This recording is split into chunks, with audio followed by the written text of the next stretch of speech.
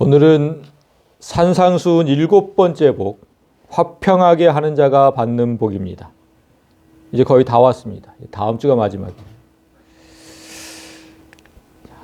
7번째 복, 화평하게 하는 자는 복이 있나니 그들이 하나님의 아들이라 일컬음을 받을 것이며. 가정이든 직장이든 어느 곳이든 내가 있는 곳을 화평하게 만들면 나는 하나님의 아들이 될 것이다. 그럼 어떻게 생각하면 하나님의 아들로 불리기가 참 쉽지 않습니까? 아니, 좀 분쟁이 있는 곳에 가서 양쪽을 잘 화해시키세요. 양쪽을 잘 화해시키고 또 미움과 질투, 시기로 가득 찬 그런 곳에 가서, 분쟁이 끊이지 않는 곳에 가서 잘 권면하고 화해시키면 그 뜻 아닙니까? 화평하게 하는 자. 그러면 하나님의 아들이 됩니다. 이 정도는 우리가 할 수 있을 것 같습니다. 그 정도는 할 수 있을 것 같아요. 싸우지 마시고 화해하세요. 화해하세요. 할 수 있을 것 같아요. 그런데 크리스천 말고도, 우리처럼 성도 말고도 세상 사람 중에도 이런 정도의 피스메이커는 많죠. 그렇게 화해를 잘 시키는 사람들 많잖아요. 그러면 그들도 하나님의 아들이라고 불릴 수 있을까요? 세상 사람? 그건 절대로 아닙니다. 그들은 어떤 경우에도 하나님의 아들이라고 불릴 수가 없어요. 예수를 알지 못하면 어떤 경우에도 하나님의 아들이라고 하지 않습니다. 그렇다면 무조건 화평하게 한다고 해서 하나님의 아들은 아니라는 거죠. 그런데 예수님은 그냥 화평하게 하는 자가 하나님의 아들이다, 그렇게 불림을 당할 것이다, 이렇게 말씀하셨어요. 왜 그러셨을까? 나를 믿는 자, 이렇게 안 하시고 그냥 무조건 화평하게 하는 자. 그래서 예수님께서 세례를 받으신 후에 하나님께서 예수님을 세상에 어떻게 소개를 했는지를 한번 보겠습니다. 하늘로부터 소리가 있어 말씀하시되 이는 내 사랑하는 아들이요 내 기뻐하는 자라 하시니라. 세례 받고 올라오실 때 하나님께서 이렇게 세상에 이렇게 선포를 하셨죠. 내 사랑하는 아들. 그럼 우리도 예수님처럼 교회에서 세례를 받은 후에는 하나님의 아들이 될까요? 세상 사람들이 교회에 와서 세례를 받으면 그때부터 하나님의 아들이 될까? 그건 또 아닙니다. 예수님께서 세례를 받으신 후에 이 말씀을 들었다고 해서 우리도 무조건 교회에서 세례를 받으면 하나님의 아들이 되는 건 아닙니다. 그건 아니에요. 오늘 예수님이 제시하신 방법은 뭐였습니까? 이거였잖아요. 화평하게 하는 자예요. 세례를 받으면이 아니고 화평하게 하면 하나님의 아들이 될 것이다.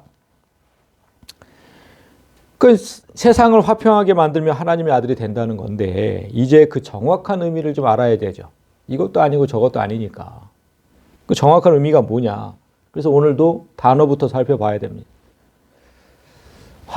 먼저 화평하게 하는 자. 한번 볼까요? 자평하게. 자, 에이레노보이오스. 제가 지금 또 색깔을 나눠놨죠. 파란색과 빨간색. 파란색은 화평이라는 뜻이고 보이오스는 뭐뭐하게 만드는 자, 뭐뭐하게 하는 자, 이런 자입니다. 그래서 화평하게 하는 자, 파란색, 빨간색. 영어로도 피스메이커, 화평과 뭘 만드는 자, 이렇게 나눠져 있어요. 그러니까 한글로는 따로 구분해서 쓰지만 헬라어는 이렇게 한 단어로 되어 있는 거죠. 영어도 한 단어고 피스메이커. 그래서 이 두 단어를 각각 보아야 돼요. 파란 거와 빨간 거 각각 보아야 됩니다. 그래야 명확하게 그 뜻을 알 수가 있습니다. 먼저 저 파란 거 화평이란 단어를 보면 지금 에이레노죠. 에이레노. 이걸 이렇게 하면 에이레네, 여기서 온 겁니다. 에이레네. 화평, 평화 이런 뜻이에요. 이 구약 성경에서 이 단어, 이 에이레노라는 단어가 무려 250회 이상 나옵니다. 화평, 평화 이런 거니까. 근데 대부분의 경우 뭘 번역했냐면 히브리어 단어 샬롬 단어, 평화, 화평, 평화. 그 단어를 헬라어로 번역할 때 에이레네를 쓴 거예요. 그래서 신약 성경에서는 이 단어 에이레네가 92회 정도 사용돼서 92회. 근데 사용된 곳을 보니까 요한 1서를 제외하고는 신약성경 27권 중에 요한 1서를 제외하고 26권 중에 다 사용됐어요. 그럼 그 뜻이 뭡니까? 이 화평이라는 단어가 참 많은 의미로 쓰였다는 거예요. 여러 가지 의미가 있다. 그래서 학자들이 화평의 의미를 정리를 했어요. 곳곳에 쓰인 것들을. 그래서 크게 5가지로 정리를 할 수가 있는데 이렇게 5가지입니다. 만물의 정상적인 상태, 인간의 종말론적인 구원 상태, 쭉. 첫 번째, 만물의 정상적인 상태가 뭘까요? 그러니까 지구가 자전과 공전을 하면서 날이 바뀌고 계절이 바뀌잖아요. 바람이 불고 비가 내리고 뭐 이런 것들이 정상적으로 움직이는 상태가 바로 화평의 상태다. 평화의 상태다. 에이레네의 상태다. 이렇게 얘기하는 거예요. 뭐 인간도 똑같아요. 인간도 뭐 남녀가 결혼해서 아이를 낳고 그 아이가 자라고 이런 정상적인 상태. 그게 다 에이레네예요. 화평. 그리고 인간의 종말론적 구원 상태. 그러니까 사람이 최종적인 구원을 얻는 상태. 그게 화평을 얻는다. 구원을 얻는다. 이렇게 표현을 합니다. 그리고 세 번째, 하나님과의 평화 상태. 하나님과 우리가 원래는 원수된 관계였다 그랬잖아요. 그 원수된 관계에서 이제는 화평하게 된 상태. 평화롭게 된 상태. 그게 화평. 그게 에이레네. 그리고 인간관계. 인간관계가 얼마나 불편한 사람들이 많습니까? 그 인간관계가 화평하게 된 그게 에이레네. 그리고 마지막 내 영혼의 평안 상태. 내 영혼이 불안하고 뭔가 좀 안정이 안 돼 있고 그럴 때가 많은데 그렇지 않고 평안에 이르게 된 상태. 이렇게 5가지로 나눴어요. 학자들이. 그러니까 성경 전체에 쓰여진 그 에이레네라는 구절을 나눠보니까 이렇게 5가지로 압축이 되더라. 이렇게 놓고 보니까 이 5가지를 놓고 보니까 하나님의 아들이 된다는 게 결코 쉽지 않죠. 이걸 우리가 어떻게 합니까? 이거를. 응? 이렇게 해야 하나님의 아들이 된다고 예수님이 하신 건데 아니 4번, 5번은 어떻게든지 해볼 수 있을 것 같아요. 인간관계. 응? 그러면 내용을 평안하게 어떻게든지 해보면 할 수 있을 것 같은데 1, 2, 3번은 우리의 힘으로는 도저히 할 수 없는 거죠. 1, 2, 3번은. 응? 저걸 어떻게 합니까? 우리 힘으로. 근데 잘 생각해보면 성경을 잘 조금만 알아도 4번, 5번도 우리가 할 수가 없는 거예요. 이것도 응? 하나님의 영이 없는 상태에서는 절대로 할 수가 없는 거예요. 4번, 5번도. 하나님의 영이 우리에게 임할 때만 가능한 거다. 그렇다면 예수님 이거 다 안 되는 건데 예수님은 우리가 할 수도 없는 이런 일을 해야만 하나님의 아들이 된다고 하신 걸까? 할 수도 없는 건데 이걸 해야만 하나님의 아들이 된다고? 뭐 포기하라는 거잖아. 하나님의 아들이 되게 포기를 해라. 그렇게 얘기하지는 않으셨을 거 아니에요. 할 수 없는 걸 왜 말씀하셨겠어요? 할 수 있으니까 말씀하셨겠지. 근데 이걸 어떻게 한다는 걸까? 이걸 이제 알아보는 거죠. 어떻게 한다는 걸까? 일단 이 5가지 개념을 또 하나로 한 문장으로 딱 제가 정리를 해왔습니다. 이 5가지가 뭐냐면 결국 이거예요. 에이레네 평화의 기본 개념은 그러니까 혼돈과 전쟁에 반대되는 것이다. 또는 그것들의 종식으로부터 오는 상태다. 그러니까 혼돈, 만물의 정상적인 상태. 하나님께서 처음엔 다 혼돈스러웠던 거를 질서 있게 만들어 놓으셨잖아요. 그 혼돈, 그리고 전쟁, 뭐 하나님과 우리가 원수였고 인간관계도 그냥 원수였고 막 이런 전쟁 같은 그런 관계를 그런 관계에 반대되는 것. 그리고 그것들이 종식되는 것, 완전히 끝난 것. 그 상태가 바로 에이레네 평화다. 그냥 한 문장으로 쓰면 이렇게 되는 겁니다. 한 문장으로.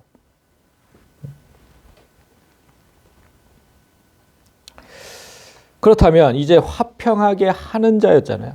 지금 이제 여태까지 에이레노 여기를 본 거고 이제 보이오스를 봐야죠.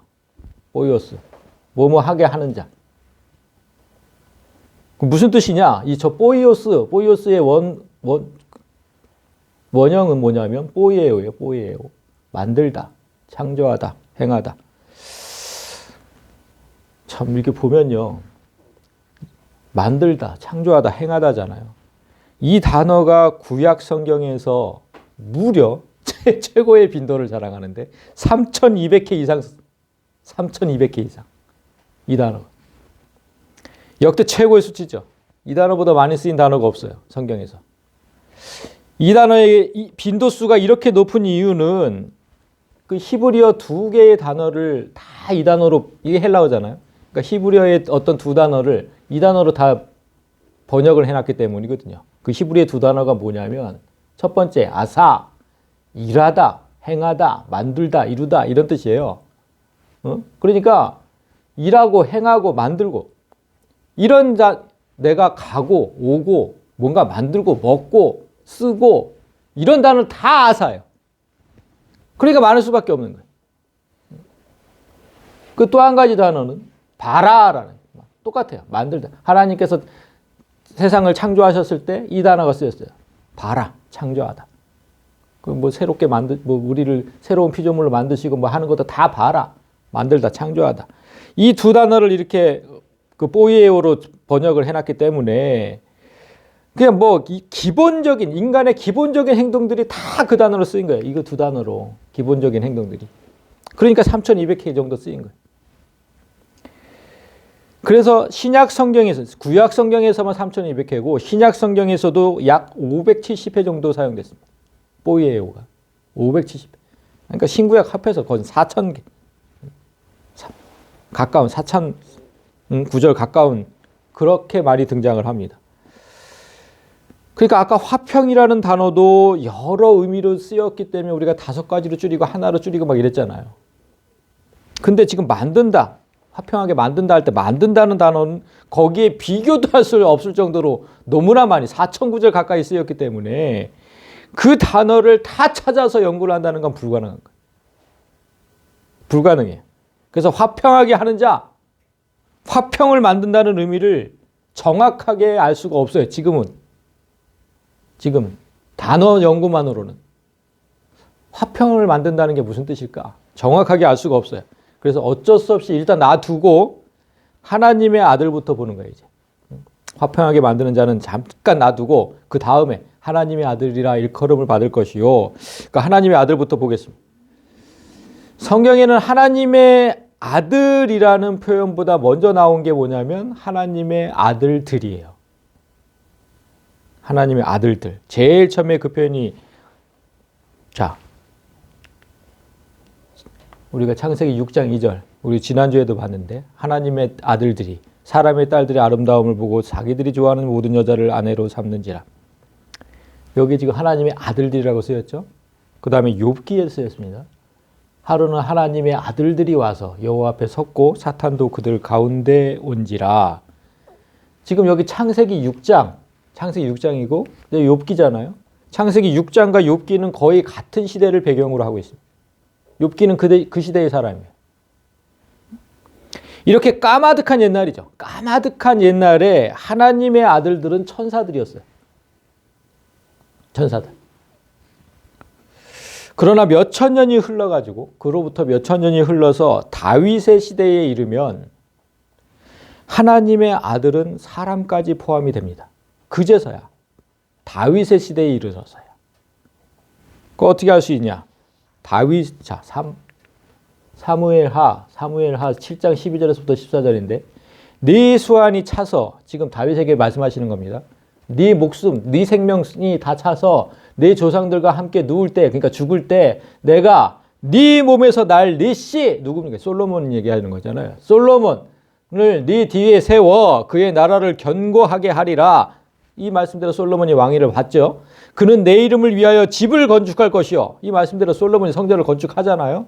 그리고 나는 그의 나라 왕위를 영원히 견고하게 하리라. 솔로몬의 왕위를 영원히 견고하게 하리라. 그리고 빨간 줄.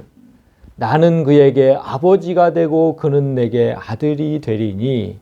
우리가 이거 성경 공부 시간에 배웠는데 이걸 무슨 언약이라고 했어요? 그래서 다윗의 언약이라고 했어요. 다윗에게 약속하신 거예요. 솔로몬을 얘기하고 있지만 다윗에게 약속을 하신 거기 때문에 다윗의 언약이라고 했어요. 그러니까 성경 전체가 하나님께서 약속하신 그 약속의 내용이잖아요. 그래서 구약 신약이잖아요. 옛 언약, 새로운 언약.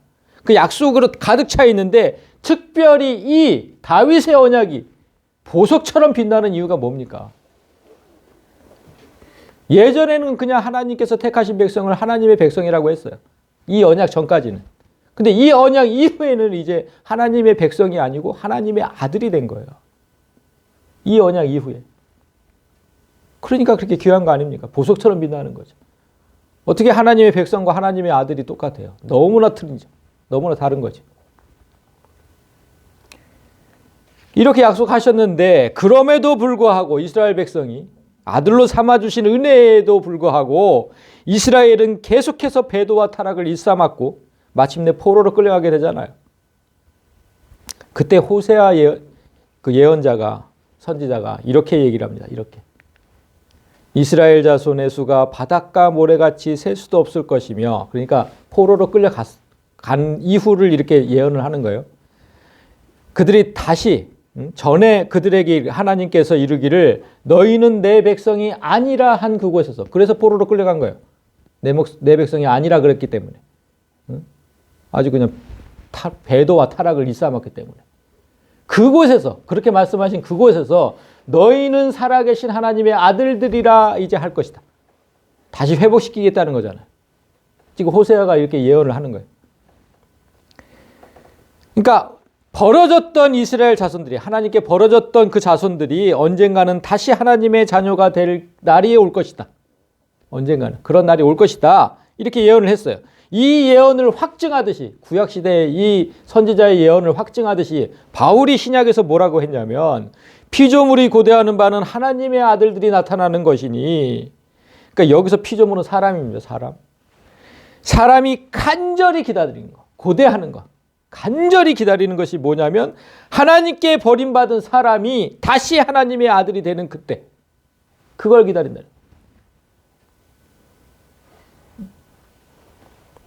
다 버림받은 하나님의 원수가 됐었잖아요. 다 버림받았어. 그래서 사람이 고대하는 건 이거예요. 이거. 다시 하나님의 아들로 내가 나타나는 것. 자, 이렇게 구약에서는 하나님의 아들들이 천사들이었어요. 그런데 신약에 와서, 다윗의 언약 이후로 신약에 와서는 그리스도를 믿는 자들로 그 의미가 변했다는 사실을 알 수 있습니다. 그리스도를 믿으면 이제 하나님의 아들이 되는 거예요. 여기서 우리가 알 수 있는 한 가지는 하나님의 영을 받은 자들은 그것이 천사든 사람이든 모두 하나님의 아들이라고 불린다는 거잖아요. 천사도 사람도 똑같이. 하나님의 영을 받은 사람들, 자들, 하나님의 영을 받은 자들, 그들이 하나님의 아들이다. 물론 타락하기 전의 존재들입니다. 타락하기 전에. 천사도 그렇고 사람도 그렇고 타락하기 전에. 그래서 욥기를 보면, 아까 보면 타락하지 않은 천사와 타락한 천사를 분명하게 구분을 했잖아요. 하나님의 아들들이 와서 섰고, 타락하기 전에 타락하지 않은 천사들. 그리고 사탄 따로 기록했잖아요. 따로. 타락한 천사. 사람도 똑같이. 여호와께 벌어졌을 때는 하나님의 아들이라 아니었죠.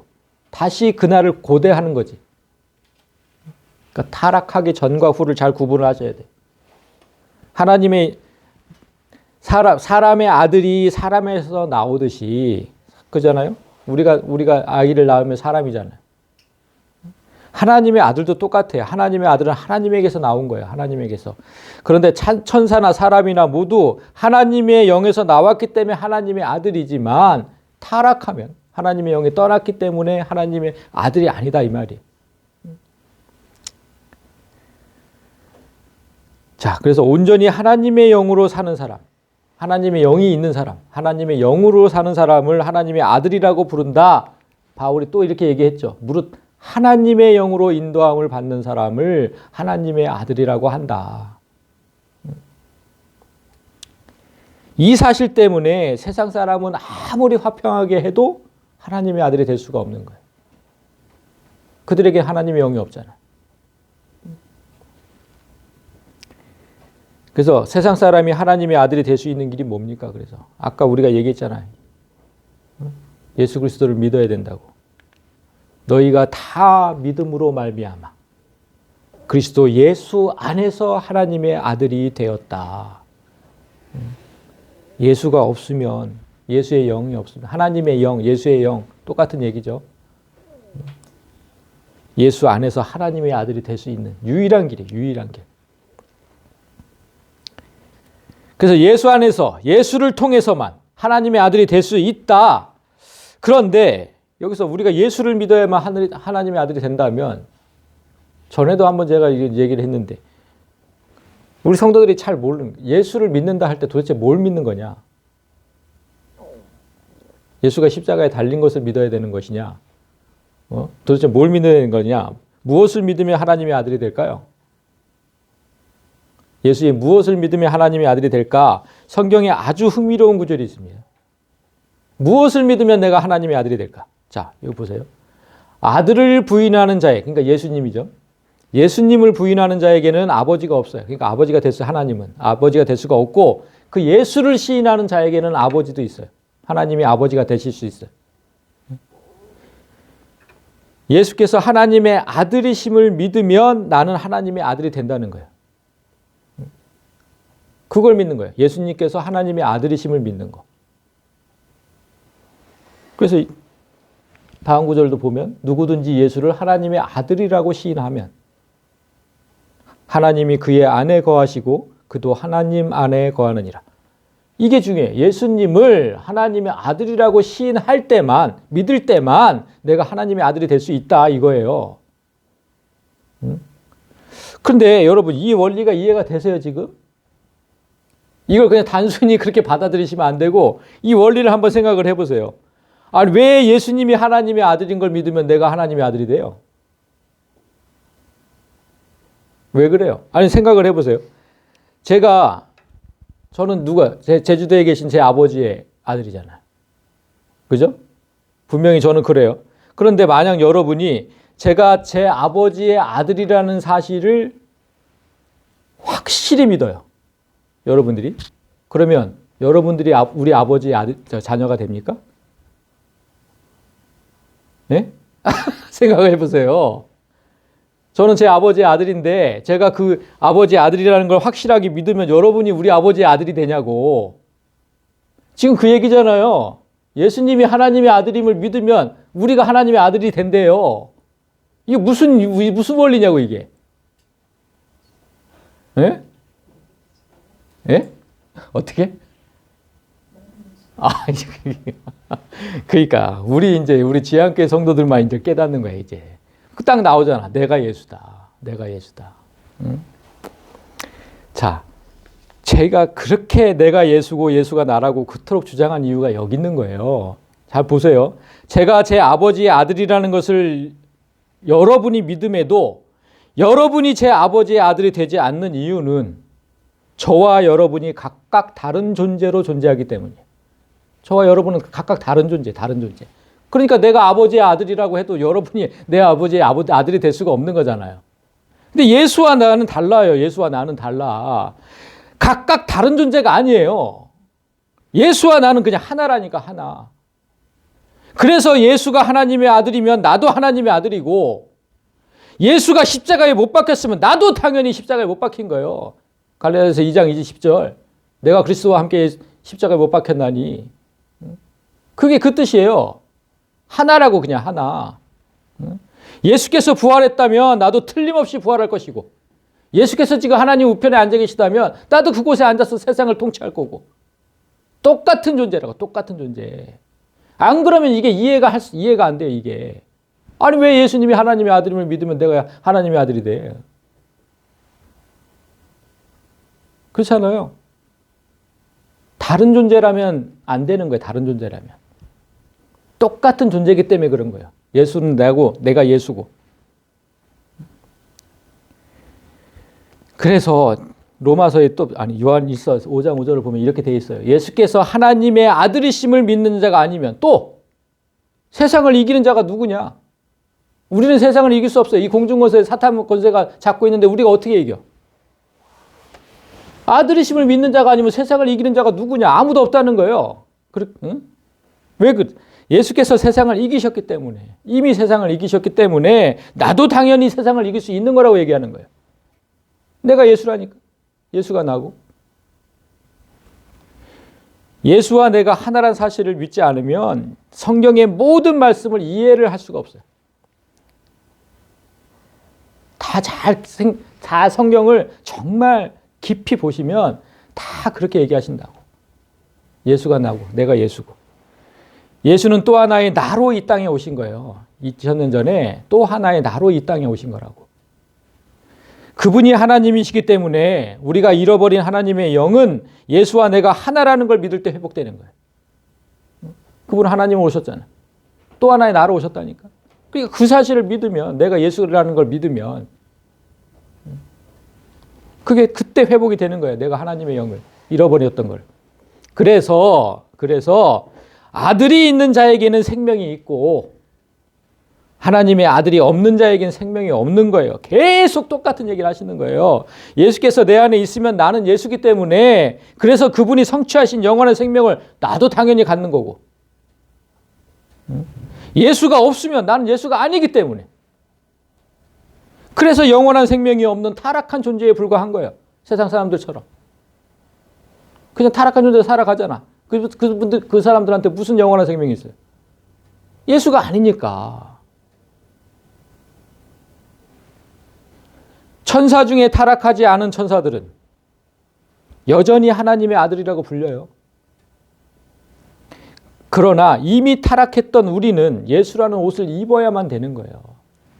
예수라는 옷을 입어야만 된다고. 그걸 어떻게 표현해요? 너희는 유혹의 욕심을 따라 썩어져가는 구습을 따르는 옛사람을 벗어버리고, 여기서 벗어버리다는 단어는 진짜 옷을 벗는다는 단어예요. 그 허물 벗듯이 옛사람을 벗어버리라고. 그리고 오직 너희의 심령이 새롭게 되어 하나님을 따라 의와 진리의 거룩함으로 지으심을 받은 새 사람을 입어라. 옷을 입듯이 입으라고. 그게 예수, 새 사람이 예수예요, 예수. 응? 예수를 옷 입듯이 입어라. 예전에 제가 그래서 백조의 왕자라는 그 만화영화 한번 생각한, 제가 지금 그 시간이 없어서 못 보여드리는데, 시간이 없어서 그 만화영화 다운을 받아놨는데, 그 저주받은 그 왕자들이 그 가시로 만든 옷을 쫙 입으면은 그 저주가 풀려가지고 백조가 왕자로 딱 변하잖아. 똑같은 거예요. 나 그 만화 영화 보면서 정말 이거 똑같은 거예요. 저주받은 인생인데 예수라는 옷을 쫙 입어. 그러면 그 왕자의 신분이 되는 거라니까, 하나님의 아들. 응? 그 백조 왕자 한번 찾아서 보세요. 저기 뭐 유튜브에 있더라고, 유튜브에. 그래서 우리는 예수님이 말씀하신 화평하게 하는 자, 그 평화를 만든다는 의미가 무슨 뜻인지 모르고 지금 여기까지 왔어요. 아까 너무 많은 경우의 수가 있어가지고 모른다 그러고 여기까지 왔잖아요. 잘 몰랐는데 이제 그 예수라는 옷을 입고, 그렇게 두 번째 본문을 보면 이제 보입니다. 내가 예수라는 옷을 입고 내가 예수라는 사실을 믿고, 그렇게 두 번째 본문을 보면, 자, 또 네 이웃을 사랑하고 네 원수를 미워하라 하였다는 것을 너희가 들었으나, 예수님의 지금 마지막 보전 명제가 등장했습니다. 다음 주 마지막 8번째 복에는 보전 명제가 등장하지 않아요. 마지막 보전 명제. 마지막답게 우리에게 큰 질문을 던져주고 있어요. 무슨 질문입니까? 여기 딱 보면 뭔가 이상하지 않아요? 이 말씀에서 뭔가 이상한 거 못 느끼세요? 내 원수를 미워하라 하였다는 것을 너희가 들었으나, 이게 좀 이상하죠. 하나님이 이렇게 얘기했다고? 네 원수를 미워하라고? 이 구절 보신 분, 성경에서. 성경에서 하나님께서 네 원수를 미워해라 한 걸 들어보신 적이 있는 분. 참, 지금까지 예수님의 보존 명제는 구약율법을 말씀하시고, 일단 구약율법을 딱 말씀하시고 그 말씀의 정확한 의미를 말씀해 주시는 그런 방법으로 계속 나갔잖아요. 그런데 원수를 미워하라는 이 말씀은 구약 어디에도 없어요.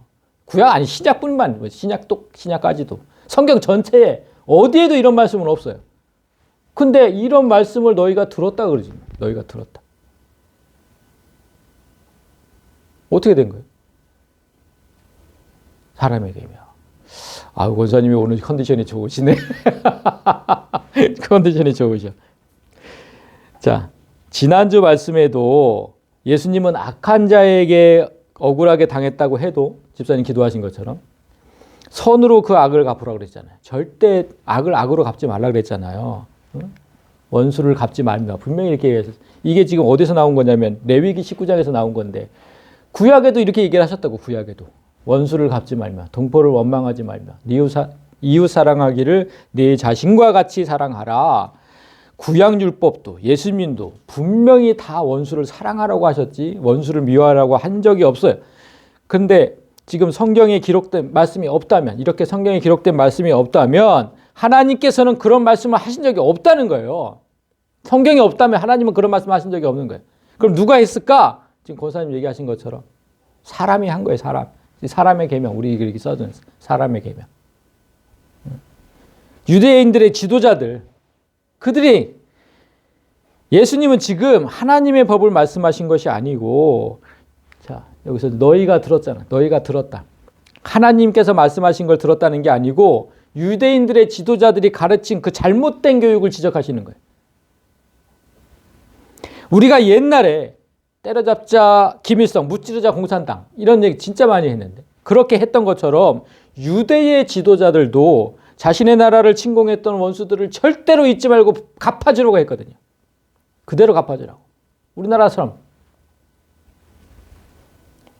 그러니까 하나님의 율법은 분명히 그렇게 하지 말라 그랬잖아. 원수라도 사랑하라고 했어요. 원수라도 사랑하라고. 그렇게 하나님의 율법은 그렇게 가르쳤는데 평소 율법을 악용하고 자기들 멋대로 변질시킨 그들 아니었습니까? 우리가 여태까지 봐왔잖아요. 얼마나 변질시켰는지. 악용하고 변질시키고. 그들의 행태를 생각해보면 뭐 이것도 그냥 이해가 되죠. 이상한 일이 아닙니다. 이렇게 너희가 들었지만 나는 너희에게 이르노니 너희의 원수를 사랑하며 너희를 박해하는 자를 위하여 기도하라. 예수님 다시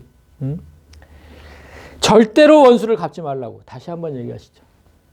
절대로 원수를 갚지 말고 오히려 그 원수를 사랑해라. 원수를 사랑해라. 이렇게 사람이 만든 법을 다시 하나님의 법으로 튼튼히 세우셨어요. 사람이 만든 법.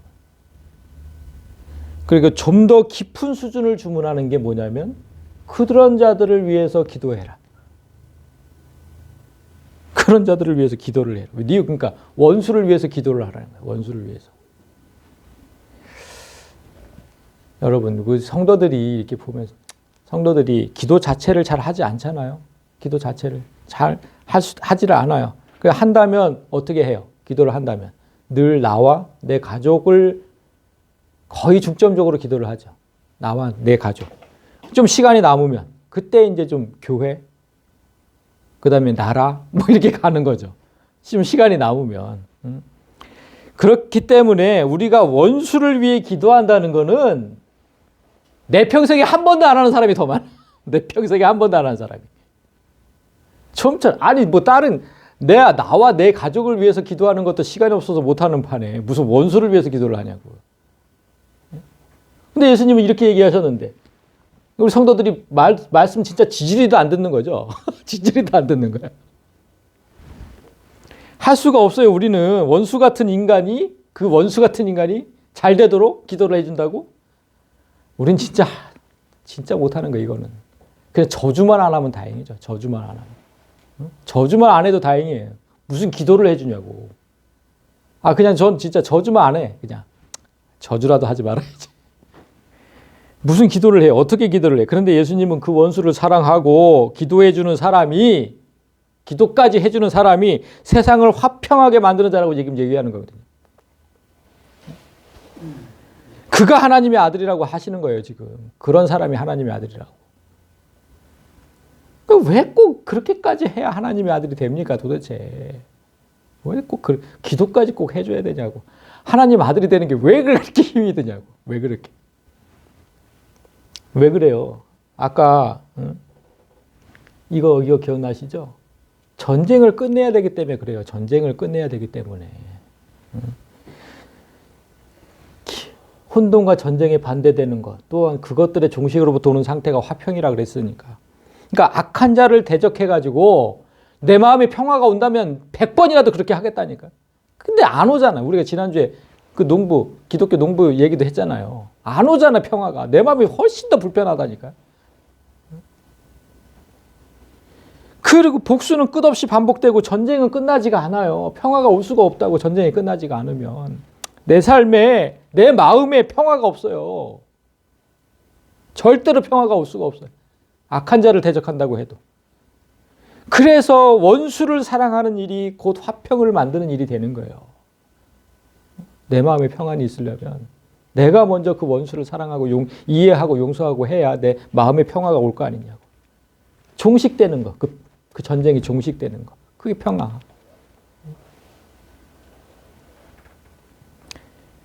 그래서 예수님은 우리가 하나님의 원수 되었을 때 하나님과 그 원수들을 화해시키기 위해 기도하셨잖아요. 분명히 우리가 하나님의 원수들이었는데 우리를 위해서 기도를 얼마나 많이 하셨어요. 특별히 예수님께서 십자가에 달리시기 전에 했던 그 마지막 기도, 제가 늘 강조하는 요한복음 17장. 거기서 한 구절만 제가 따왔어요. 나는 세상에 더 있지 아니하오나 그들은 세상에 있사옵고 나는 아버지께로 가옵나니. 이제 예수님 달리시기 직전이니까 나는 세상에 있지 않아요, 이제 아버지. 근데 이 사람들은 세상에 있어요, 그냥. 이 악한 세상에. 그러니까 나는 아버지께로 가옵나니 거룩하신 아버지여, 정말 제가 원하고 원하옵니다. 내게 주신 아버지의 이름으로 그들을 보존해 주십시오. 그들을 지켜주십시오. 어떻게 지켜요? 우리와 같이. 성부, 성자, 성령님이 하나이신 것 같이. 우리와 같이. 그들도, 그 사람들도 우리와 하나가 되게 해 주십시오. 정말 이 기도 처음에 봤을 때 저는 진짜 그 삼위일체에 우리가 포함됐다니까요, 지금. 삼위일체에. 아니 어떻게 이런 기도를 할 수가 있고, 그 원수인데, 원수. 하나님의 원수인데. 그리고 그냥 용서만 해달라고 해도 되잖아. 용서만 해달라고.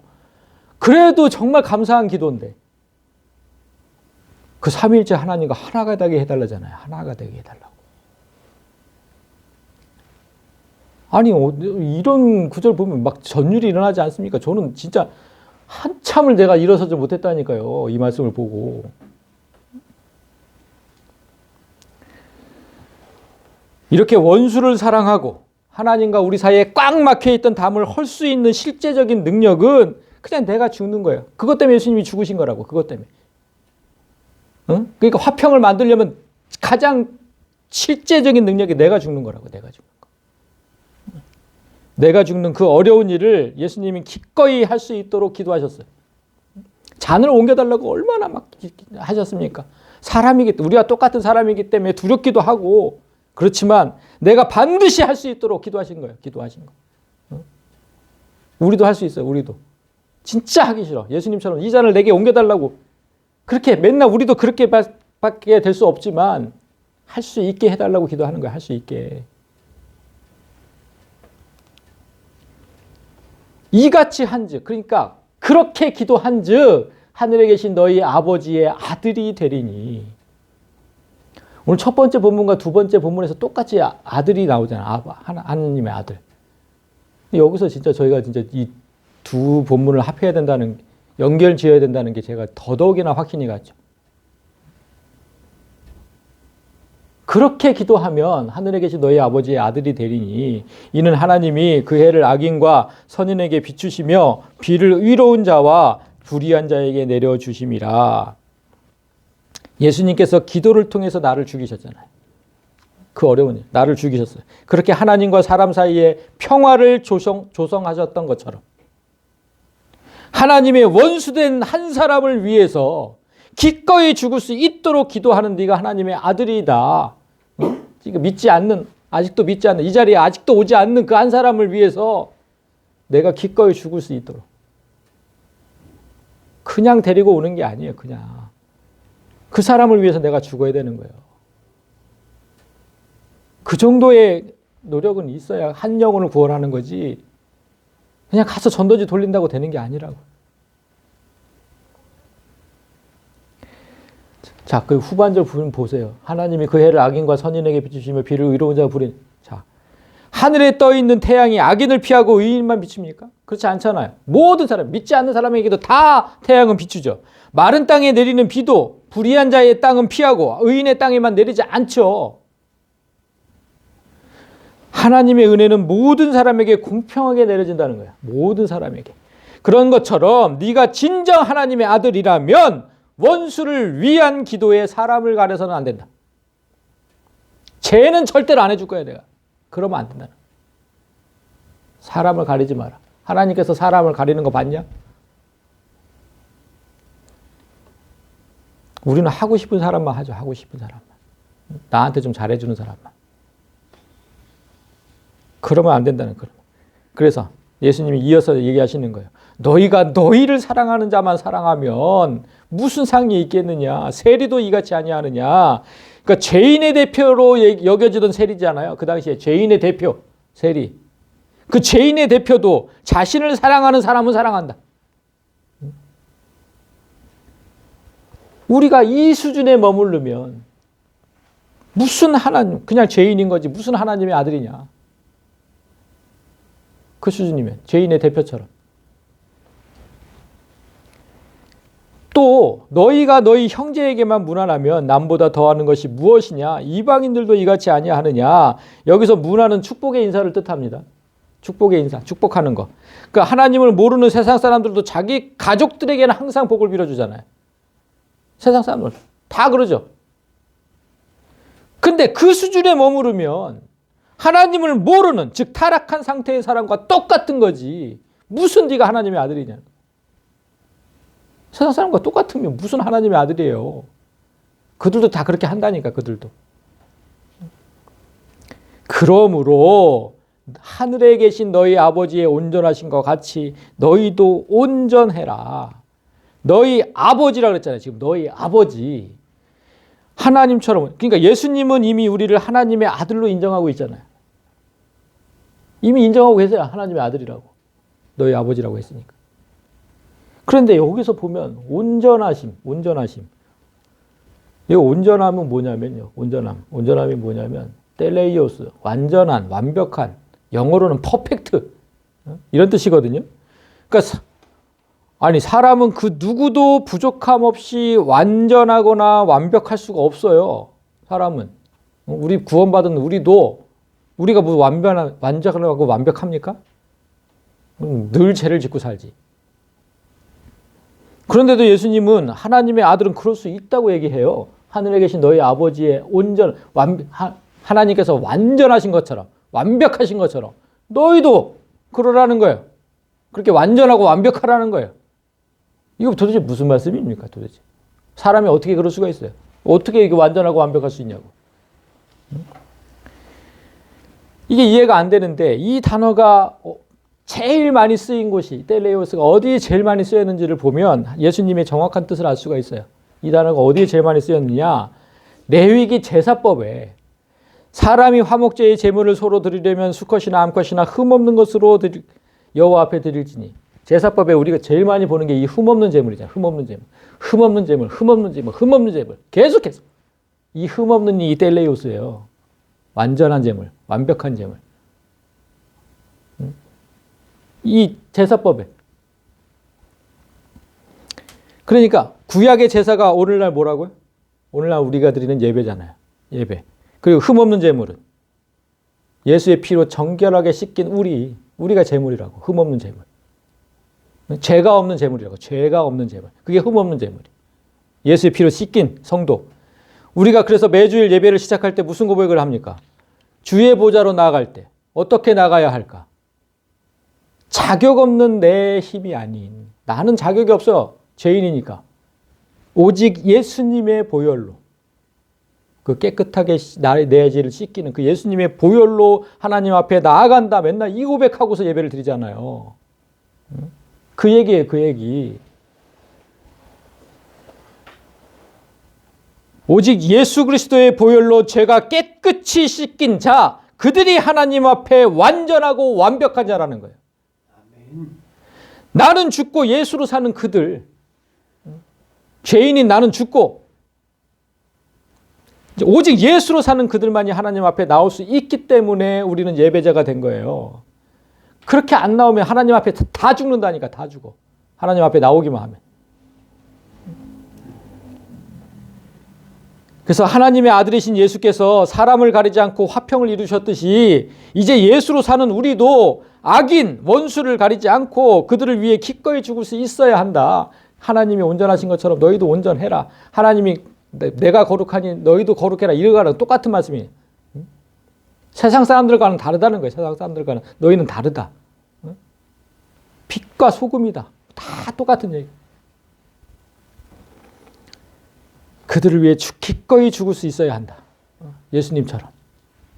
자, 이제 마지막으로 하나님의 아들이 이 세상을 살아가는 모습을, 그래서 어떻게 하나님의 아들이라면 도대체 어떻게 살아야 되는지를 그 말씀만 드리고 말씀을 마치겠는데, 자, 예수님께서 세례를 받으신 다음에 아까 하나님의 아들이라고 그랬잖아요.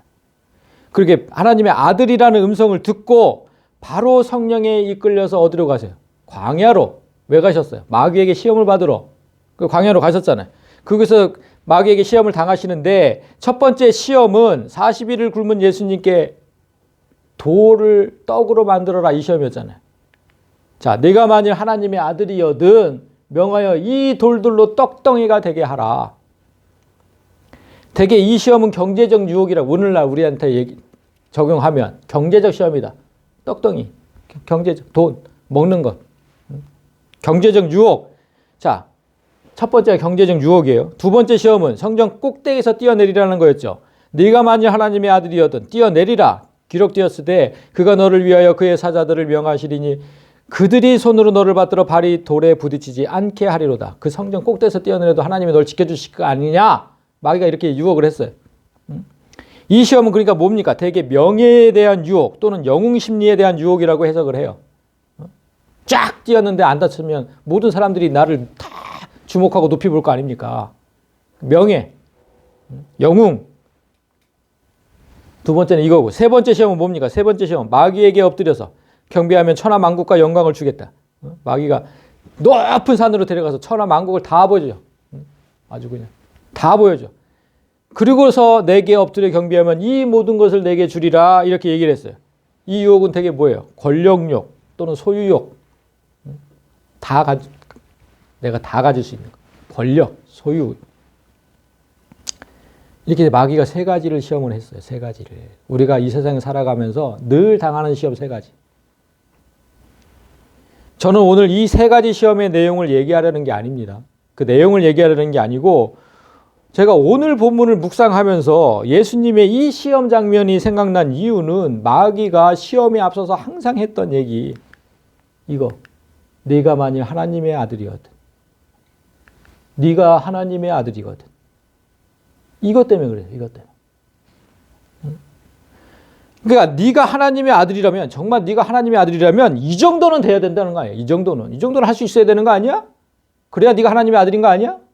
증명을 해봐. 증명을. 이렇게 얘기한 거예요. 그러니까 하나님의 아들이라면 돌덩이로 떡을 만들 수 있어야 되고, 모든 사람이 보는 가운데 천사가 받들어줘야 되고, 하나님의 아들이라면 당연히 천하 만국의 영광을 소유해야 될 거 아니냐? 한번 해봐. 증명을 해봐. 하나님의 아들인 걸. 그러니까 예수님은 분명한 하나님의 아들이잖아요.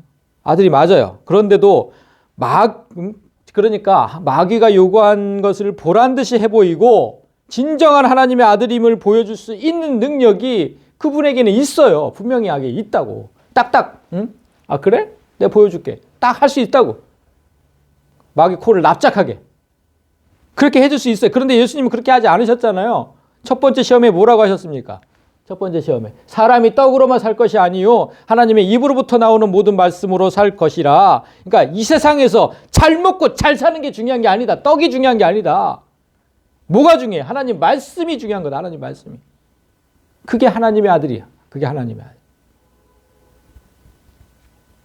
두 번째, 주 너의 하나님을 시험하지 말라. 그러니까 어떤 경우에도 성전에서 뛰어내려가지고 내가 멀쩡해. 그럼 사람들의 주목을 다 받겠죠. 사람들에게 높임을 받겠죠. 그 사람들의 높임을 받고 주목을 받고 그런 게 중요한 게 아니고 어떠한 경우에도 하나님이 계심을 시험하지 말라고. 응? 하나님이 계시면 나를 지켜주실 거야. 하나님을 시험하지 말라고. 그게 하나님의 아들이 할 도리예요. 하나님 분명히 살아 계세요. 근데 왜 그딴 걸로 하나님을 시험을 하냐고. 그게 하나님의 아들이 할 짓입니까? 마지막 세 번째, 사탄아 물러가라 기록되었으되 주 너희 하나님께 경배하고 다만 그를 섬기라 하였느니라. 그러니까 세상의 부와 명예를 다 준다 그랬는데, 나한테 경배하면 다 준다 그랬어. 그러면 세상의 부와 명예를 원한다는 건 곧 뭡니까? 그 부와 명예가 다 마귀 거잖아요. 지금은 마귀 거. 곧 마귀를 원하라는 거잖아. 마귀를 원하라는 거. 어? 그러니까 사탄아 물러가라 그런 거예요. 사탄아 물러가라. 이 사탄아 물러가라. 나는 오직 하나님만 경배하고 다만 하나님만 섬길 것이니.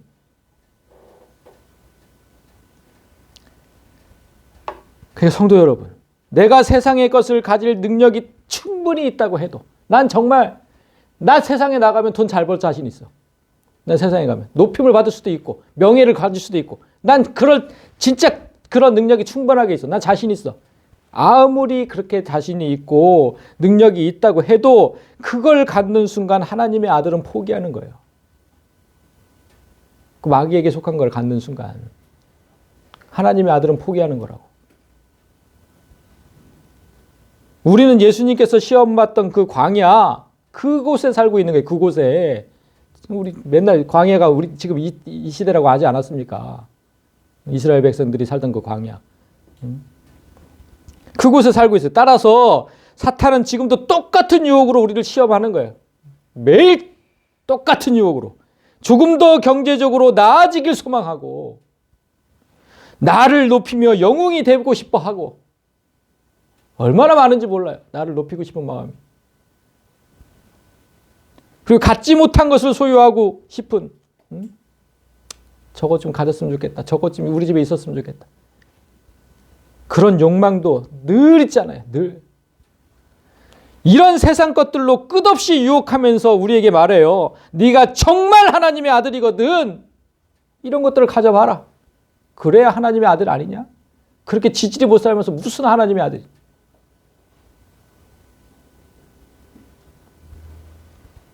늘 그렇게 유혹한다고. 세상의 것이 없으면 하나님의 아들이 아닌 것처럼. 반대예요, 반대. 그런 것들을 소망하지 않아야 하나님의 아들이라고. 예수님이 보여주셨잖아요, 예수님이. 정말 그런 마귀들의 그 가짜는 그런 말들에 굴복하고 그런 것들을 쫓아 산다면 하나님의 아들이 아닌 거예요. 자, 성도 여러분. 저는 오래전에 보았던 신사의 품격이라는 그 드라마 제목을 떠올리면서 보셨는지 모르겠는데 신사의 품격 보셨어요?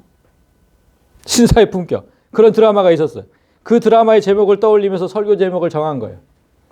신사에게 품격이 있어야 하듯이 신자에게도 품격이 있어야 돼요. 여기서 신자는요. 제가 그래서 한글로 써왔는데 믿는 자가 아니고 하나님의 아들이에요. 하나님의 아들. 하나님의 아들. 하나님의 아들의 품격. 신사에게도 품격이 있는데 하나님의 아들에게 품격이 없겠습니까? 오늘 화평하게 하는 자가 하나님의 아들이란 말씀을 잊지 마세요. 예수께서 하나님과 사람의 화목을 위해 자신을 죽이셨듯이 그렇게 사는 자가 하나님의 아들입니다. 사람을 가리지 않고 사람과 하나님을 화평하게 만드는 자가 하나님의 아들이에요. 세상 것 구하지 않고 그런 예수의 삶을 살기 위해서 예수님께서 가르쳐 주신 마귀 시험을 당하면서 가르쳐 주신 이 세 가지 하나님의 말씀을 따라 사는 것, 하나님을 시험하지 않는 것, 하나님만을 경배하는 것 이렇게 세 가지 원칙을 지키면서 사는 사람이 바로 하나님 아들로서의 품격을 지키며 사는 겁니다. 아들이라고 해서 자꾸 여성도들이 왜 딸은 아니고 이렇게 생각하면 안 돼요. 하나님의 세상에 가면 하나님의 나라에 가면 성별이 없어요. 그냥 하나님의 자녀를 얘기하는 거예요. 그래서 이 세상의 것을 조금 가지려고 이 세상의 것을 조금 가지려고 하나님의 아들의 지위를 포기하지 마세요. 그러면 다 잃는 거예요. 다 잃는 거. 멋진 신사는 자신의 것을 조금 잃더라도 그 품격을 절대 잃지 않아요. 우리도 이 세상의 것을 조금 잃더라도 하나님 아들로서의 품격은 절대로 잃지 않기를 바랍니다. 아멘. 지안의 모든 가족이 이 말씀을 듣는 모든 성도가 신자의 품격을 끝까지 유지하고 하나님 아들로서의 하나님 자녀로서의 품격을 끝까지 유지하고 마침내 천국을 소유하는 복을 누리시기를 진심으로 소망합니다. 아멘. 찬양하겠습니다.